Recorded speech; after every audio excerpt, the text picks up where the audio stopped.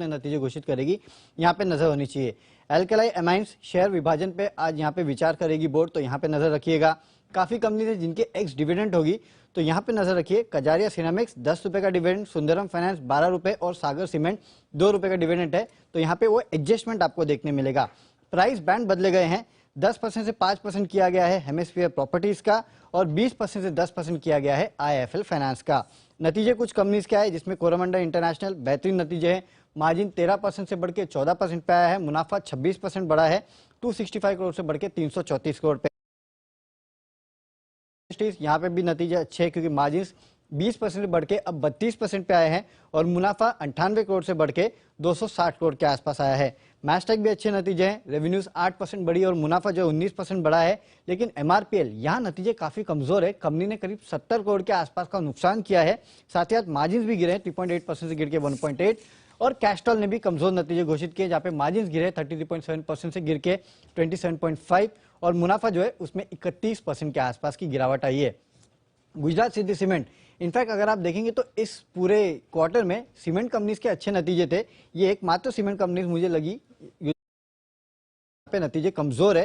Company ने loss किया है 11 लाख का और एबिटा भी कंपनी का गिरा है। और सबसे आखिरी में त्रिवेणी टर्बाइन, यहाँ पे नतीजे ठीक ठाक है, मार्जिन्स बढ़े हैं और मुनाफा भी करीब 1.5% बढ़ा है, 275 करोड़ पे ही आया है। ओके, तो ये है आपके लिए कुछ शेयर्स और कौन से शेयर्स हैं? Good morning Deepanshu. आज सबसे पहले आप PVR पर नजर रखिए क्योंकि आप देखिए कंपनी ने QIP के जरिए 800 करोड़ रुपए जुटा लिए हैं और 55 लाख शेयर्स QIB को अलॉट कर दिए हैं। लेकिन आप देखिए जो फाइनल प्राइस आती हुई दिख रही है वो फ्लो प्राइस से 4.5% कम है। 1440 रुपीज़ प्रति शेयर के भाव पर ये पूंजी उन्होंने जुटाई थी। पहले हमने देखा था कि जो फ्लो प्राइस थी वो क्लोजिंग से करीब 1.5 से 2% के प्रीमियम पर थी, लेकिन अब वो उन्होंने फ्लो प्राइस के भी 4.5% डिस्काउंट पर ये पूंजी जुटाई है। जुबिलेंट लाइफ साइंसेज पर नजर रखिए। डीमर्जर 1 फरवरी यानी कि कल से लागू होता हुआ दिख रहा है और कंपनी ने अपना जो नाम है वो भी बदल दिया है, जुबिलेंट फार्मोवा लिमिटेड। अब ये इसका नया नाम होगा जुबिलेंट लाइफ साइंसेज से बदलकर। NMDC ऑपरेशनल अपडेट आता हुआ दिखा है। इस बार काफी मजबूत आंकड़े आए हैं। जो कुल उत्पादन है वो करीब 3.31 मिलियन टन से बढ़कर करीब 3.86 मीट्रिक टन होता हुआ दिखा है, करीब 17% तक की बढ़त है। और इनकी जो बिक्री है वो भी इस बार सालाना आधार पर 26% तक बढ़ती हुई दिखी है। अच्छे नंबर्स आते हुए दिख रहे हैं पिछले 3 से 4 महीने से कंपनी की तरफ से। हीरो मोटोकॉर्प, आप देखिए इनके जो बिक्री के आंकड़े आते हुए दिखे हैं तो उसमें 3% की गिरावट है इस साल। जो कुल बिक्री है वो 5 लाख यूनिट से घटकर अब 4.85 लाख यूनिट होती हुई दिखी है। और इसके अलावा जो मोटर में 9% तक की गिरावट है और स्कूटर की बिक्री इस बार काफी अच्छी बढ़ती हुई दिखी है। VST डीलर्स, इनकी तरफ से बिक्री के आंकड़े अच्छे हैं। इनकी जो पावर टिलर्स हैं वो करीब 14% बढ़ते हुए दिखे हैं, लेकिन इनकी जो ट्रैक्टर की बिक्री है उसमें 25% तक की बढ़त इस बार इनके यूनिट्स में आती हुई दिखी है।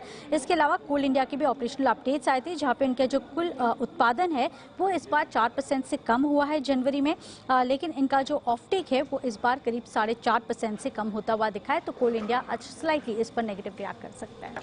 ओके, बताएं आज क्या कहना है ब्रोकरेजेस का?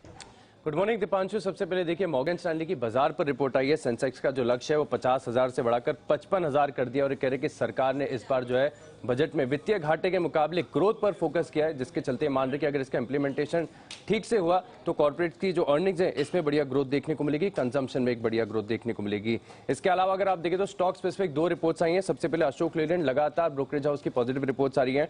मॉर्गन स्टैनली की रिपोर्ट है, ओवरवेट की रेटिंग को बरकरार रखा है और देखिए लक्ष्य में कितनी ज्यादा बढ़ोतरी की है, 63 रुपए से बढ़ाकर 155 कर दिया है। 122 के आसपास की कल की क्लोजिंग है। मान रहे कि सीबी साइकिल में अगर आप देखें तो ढेर सारे साइंस नजर आ रहे हैं कि यहां पर एक बढ़िया रिवाइवल हो चुका है।